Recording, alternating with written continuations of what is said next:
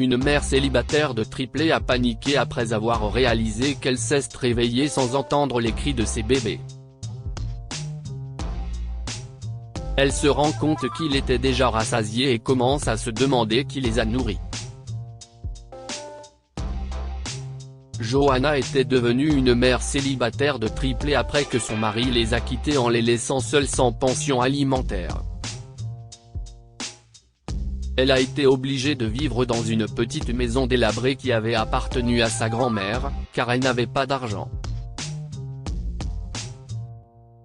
Chaque matin, Johanna se réveillait par les cris de ses bébés affamés. Elle travaillait comme coiffeuse dans un salon, mais comme elle n'avait personne pour s'occuper de ses enfants, elle a dû démissionner. Aujourd'hui, elle se bat pour fournir à ses enfants du lait maternisé, des couches et répondre à leurs autres besoins, comme une poussette décente pour pouvoir les emmener tous en même temps. Sa seule source de revenus étaient les pompistes de la station-service voisine qui venaient chez elle pour se faire couper les cheveux. Ils amènent parfois leur famille et leurs amis, ce qui permet à Johanna de gagner un peu d'argent. Johanna était fatiguée. Elle devait trouver des moyens de nourrir ses enfants, mais elle devait également s'occuper d'eux toute la journée. Elle jouait avec eux, les nourrissait, les baignait et les couchait tous les jours. Le seul repos qu'elle avait, c'était quand elle s'endormait épuisée chaque soir. Un matin, Johanna s'est réveillée en silence. Elle a paniqué et a sauté du lit pour aller voir ses bébés, qui dormaient à quelques mètres d'elle. À sa grande surprise, les bébés dormaient paisiblement dans le petit berceau qu'ils partageaient. Leurs biberons sont à proximité, vides mais chauds. Elle a réalisé que quelqu'un avait nourri ses enfants pendant qu'elle dormait. Elle a vérifié sa porte d'entrée, mais celle-ci était fermée à clé. Le jour suivant, un autre incident étrange s'est produit. Elle a trouvé une boîte remplie de couches sur sa porte d'entrée. Elle ne croyait pas ses yeux et s'est dit que c'était la personne qui a nourri les bébés la veille qui a donné cela. Qui cela peut-il être ? Se demanda-t-elle. Johanna s'est soudain souvenue du père de ses enfants et s'est demandé si cela pouvait être lui. Elle a écarté cette idée, car cela ne lui ressemblait pas. Cependant, elle a tout de même décidé de l'appeler. « C'était toi ?» demanda-t-elle dès qu'il décroche. « C'était moi quoi ?» répondit-il, l'air irrité. « Tu es venu nourrir les enfants et leur donner de nouvelles couches ?» a-t-elle demandé. L'homme s'est moqué de l'autre côté de la ligne. « De quoi parles-tu ? Pourquoi est-ce que je t'aiderais ? Arrête de m'appeler et supprime mon numéro de ton téléphone. Ma nouvelle femme pourrait m'attraper, et tu pourrais m'attirer des ennuis, lui a-t-il dit. Je suis désolé, je pensais juste. Eh bien, tu as tort. Efface mon numéro et ne m'appelle plus jamais. Si je me retrouve pauvre à cause de toi, je ne sais pas ce que je ferai. Laisse-moi tranquille, a dit l'homme en raccrochant. Johanna a soupiré.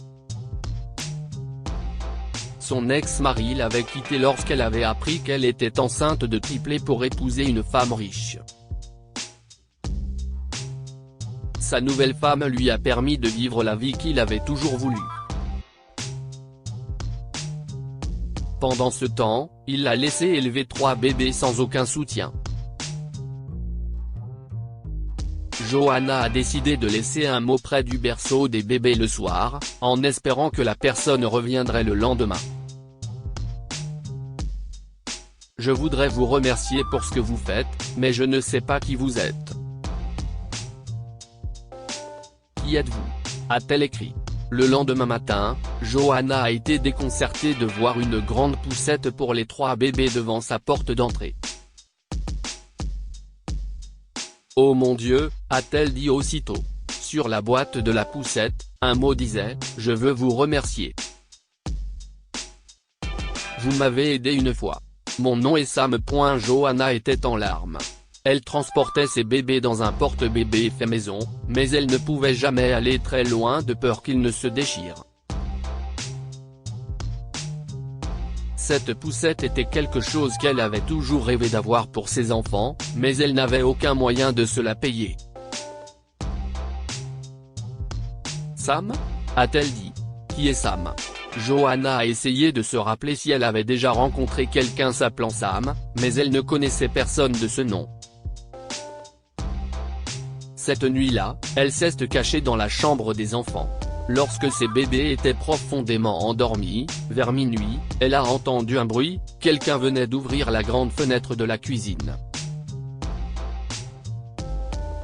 Bientôt, un étranger, qui avait l'air d'un sans-abri et portait un vieux manteau, est entré dans la chambre. Il avait les cheveux longs et une longue barbe qui semblait mal entretenue. Il avait des jouets dans les mains, qu'il a posés sur le lit des bébés. CIST alors que Johanna est sortie du placard, faisant sursauter l'homme. « Oh, mon Dieu !» s'exclama-t-il en sursautant à la vue de Johanna. « Je suis désolé d'avoir fait irruption.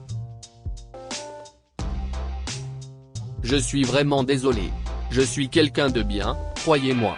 Je ne suis pas là pour faire du mal à qui que ce soit », a-t-il dit, craignant que Johanna ne le prenne pour un cambrioleur. Johanna a secoué la tête. « Je sais que c'est vous qui m'aidez avec mes enfants. » « Qui êtes-vous ? » lui a-t-elle demandé. « Je suis sûr que vous ne vous souvenez pas de moi, mais moi, je me souviens de vous. Un jour, vous êtes venu au parc et vous avez nourri vos 3 bébés un par un. Vous les avez couchés sur l'herbe, » a commencé à dire l'homme. « Vous avez pris un sandwich pour vous, mais ensuite vous m'avez vu. Vous n'aviez pas beaucoup de quoi manger, mais pourtant vous avez coupé votre sandwich en 2 pour que je puisse en avoir, » a-t-il révélé. Johanna était stupéfaite. Elle n'aurait jamais pensé qu'un acte de bonté aussi aléatoire lui reviendrait de manière aussi importante. Vous voyez, ce jour-là, je n'avais pas mangé depuis des jours. J'étais sur le point de m'effondrer. Je n'oublierai jamais comment vous m'avez aidé. Mon nom est Sam. » Se rendant compte que Sam n'avait probablement pas mangé, Johanna a ouvert une boîte de haricots pour qu'il puisse manger. Pendant qu'il mangeait, il a raconté qu'il avait perdu sa femme et ses jeunes enfants dans un accident. Il ne pouvait pas faire face à cette perte, alors il a commencé à se tourner vers les mauvais penchants. Il a fini par tout perdre et s'est retrouvé dans la rue. Je chante parfois dans le parc, en espérant que les gens me donnent de l'argent, a partagé Sam. Après vous avoir vu, vous et vos enfants, je vous ai suivi et j'ai vu que vous viviez ici. J'ai compris que vous n'aviez personne d'autre pour vous aider, alors je me faufilais pour apporter mon aide de toutes les manières possibles. Avec l'argent que j'ai gagné en chantant dans le parc, j'ai acheté du lait, des couches, la poussette et des jouets, a-t-il expliqué. Johanna était en larmes. Alors que l'idée qu'un étranger entre facilement chez elle l'effrayait, elle était reconnaissante qu'il s'agisse de Sam, une personne gentille qui n'avait que de bonnes intentions. « Je ne sais pas comment je pourrais vous rendre l'appareil, » a-t-elle dit à Sam. Sam a secoué la tête et a dit qu'il ne voulait rien en retour. Cependant, Johanna a insisté. Elle lui a proposé de lui faire une coupe de cheveux, car c'était la seule chose qu'elle pouvait faire pour lui.